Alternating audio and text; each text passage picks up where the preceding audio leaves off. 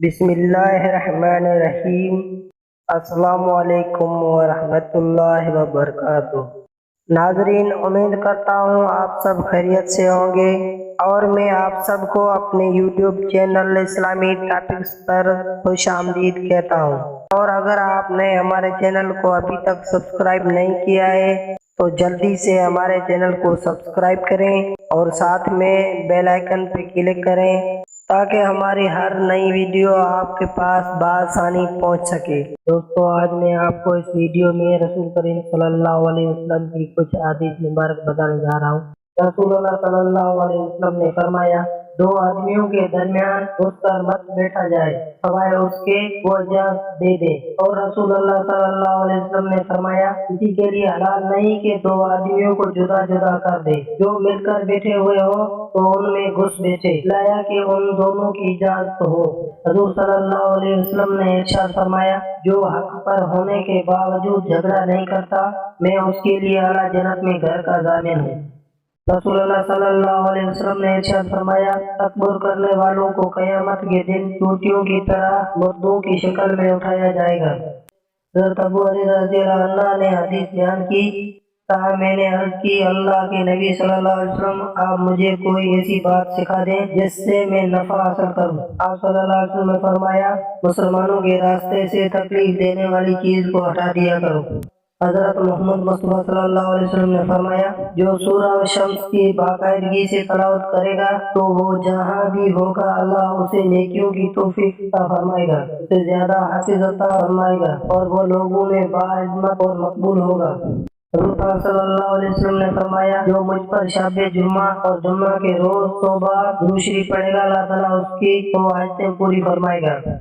حضرت ابن عباس سے روایت ہے کہ رسول اللہ صلی اللہ علیہ وسلم دو سجدوں کے درمیان یہ دعا پڑھتے تھے، اے اللہ میری مغفرت فرما، مجھ پر رحم کر، مجھے عافیت دے، ہدایت دے اور رزق دے۔ نبی اکرم صلی اللہ علیہ وسلم نے حسن اور حسین رضی اللہ عنہ کو دیکھا تو فرمایا، اے اللہ میں ان دونوں سے محبت کرتا ہوں، تو بھی ان دونوں سے محبت فرما۔ رسول اللہ صلی اللہ علیہ وسلم کہا کرتے تھے، اے اللہ مجھے بری عادتوں، برے کاموں، بری خواہشوں اور بری بیماریوں سے بچا۔ پیارے رسول اللہ صلی اللہ علیہ وسلم کی پیاری دعا۔ نبی صلی اللہ علیہ وسلم فرمایا کرتے تھے، ترجمہ، اے اللہ مجھے ان لوگوں میں شامل فرما جو جب نیکی کرتے ہیں تو انہیں خوشی ہوتی ہے اور جب گناہ کرتے ہیں تو استغفار کرتے ہیں۔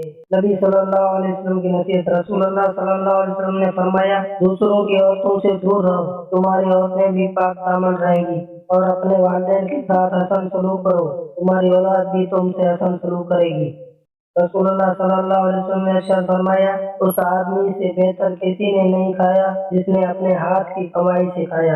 حضرت محمد صلی اللہ علیہ وسلم کا فرمان، ہر چیز کا ایک دل ہوتا ہے اور قرآن پاک کا دل سورہ یاسین ہے، جو شخص سورہ یاسین پڑھتا ہے اسے 10 قرآن پاک پڑھنے کا ثواب ملتا ہے۔ رسول اللہ صلی اللہ علیہ وسلم نے فرمایا، یقیناً جو شخص اللہ سے نہیں مانگتا اللہ اس پر ناراض ہو جاتے ہیں۔ حضرت عائشہ صدیقہ رضی اللہ عنہا بیان کرتی ہیں، رسول اللہ صلی اللہ علیہ وسلم کسی نفل کی اتنی پابندی نہیں کرتے تھے جتنی پابندی فجر کی 2 رکعت کی فرماتے تھے۔ آپ صلی اللہ علیہ وسلم نے فرمایا، فجر کی یہ 2 رکعتیں دنیا اور اس کی ہر چیز سے بہتر ہیں۔ حضور اکرم صلی اللہ علیہ وسلم نے ارشاد فرمایا، استطاعت کے مطابق اہل و عیال کی حفاظت کرو، ان کی تربیت سے غافل نہ رہو اور ان کو خشیت الہی کی تعلیم دو۔ حدیث شریف، مسلمان کے لیے فرائض خداوندی یعنی نماز، روزہ اور حج و زکوٰۃ کے بعد رزق حلال طلب کرنا بھی فرض ہے۔ حضرت عبداللہ بن عباس رضی اللہ عنہ سے روایت ہے، رسول اللہ صلی اللہ علیہ وسلم نے فرمایا، دی ہوئی چیز کو واپس لینا ایسا ہے جیسے کتے کا اپنی کیل کو چاٹ لینا۔